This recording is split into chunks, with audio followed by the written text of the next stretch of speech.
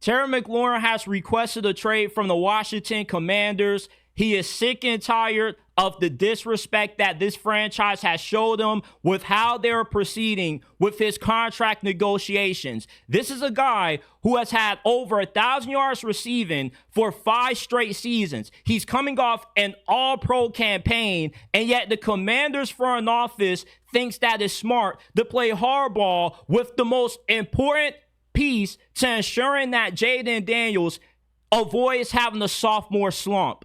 You take Terry McLaurin off the Commanders right now, Jayden Daniels is throwing to the worst receiving core in the NFL. Deebo Samuel is a low-end, big back wide receiver 2 at this point in his career.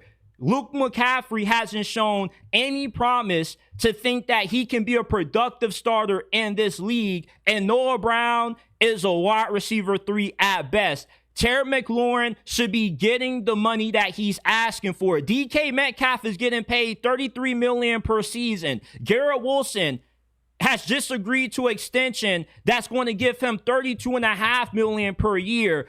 Terry McLaurin is better than both of those guys. He should be getting anywhere between $34 to $35 million per season, which he definitely will get elsewhere.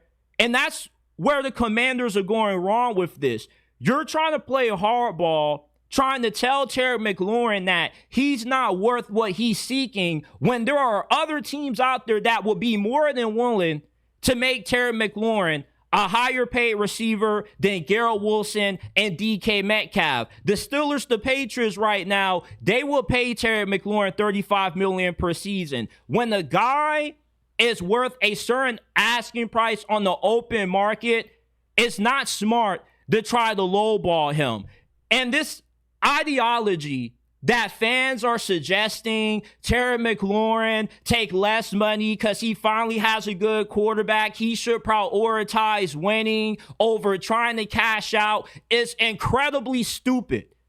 You can't play football for the entirety of your life. This is a sport that has a short lifespan. You are one bad tackle away from having a career-ending injury, which is why every player should try to get as much money as possible before they hang it up. This is Terry McLaurin's last opportunity to get a max contract because he's 29 years old. Once he has to go back to the negotiation table on the other side of 30, he's not going to be able to get as much as what he possibly can right now.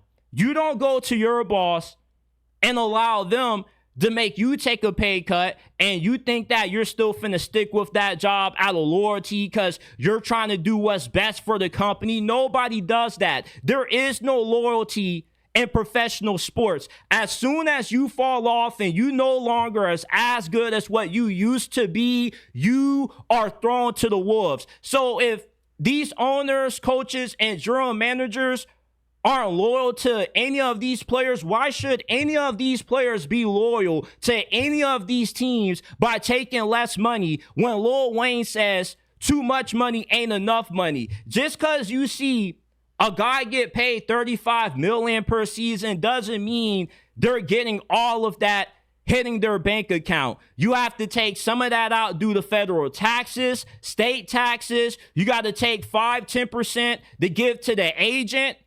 So by the time that $35 million hits your bank account, you're probably getting $23-25 million with all of the other expenses that come out of that. You only get to play in the NFL for so long and make so much money that it makes it stupid to suggest the idea that Terry McLaurin should take less money for the betterment of the Washington Commanders, when the Washington Commanders should be doing what's in the best interest of trying to win games this year and ensuring that they had Terry McLaurin on the field. And that's the disconnect. The disconnect between fans and reality with the Terry McLaurin situation is that you think that the Commanders are in a situation where they can afford to play hardball with the most important player on their offense that ensures Jayden Daniels doesn't have a sophomore slump.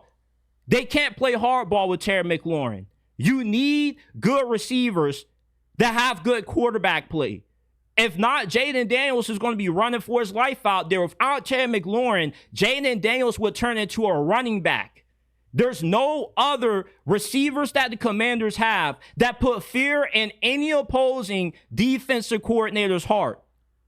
You are underestimating the importance of Terry McLaurin to this team. Terry McLaurin, for the last 5 years, has put up 1,000-yard campaigns with some of the bottom-of-the-barrel quarterback play to work with. When Jayden Daniels got there, Terry McLaurin was still doing what he has been doing before he arrived.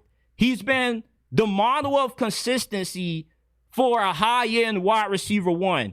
Just because he's not top 5, maybe not top 10, doesn't excuse how the Commanders are treating him right now.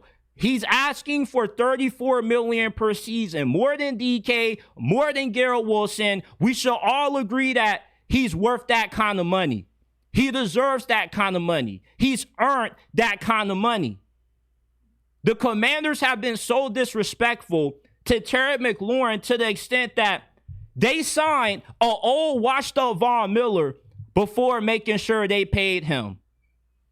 Terry McLaurin should have gotten extended as soon as last season ended. As soon as they got sent home by the Philadelphia Eagles in the NFC Championship, there should have already been a new deal on the table for Terry McLaurin to sign. With the productivity that he has had over the last half of a decade, you don't try to play hardball with a guy that is such a crucial part to not just your offense, but to your young quarterback's development, especially going into a crucial second season, which is normally when you see quarterbacks rise and cement themselves, or you see quarterbacks fall off and you start to question just how good is your signal caller of the future.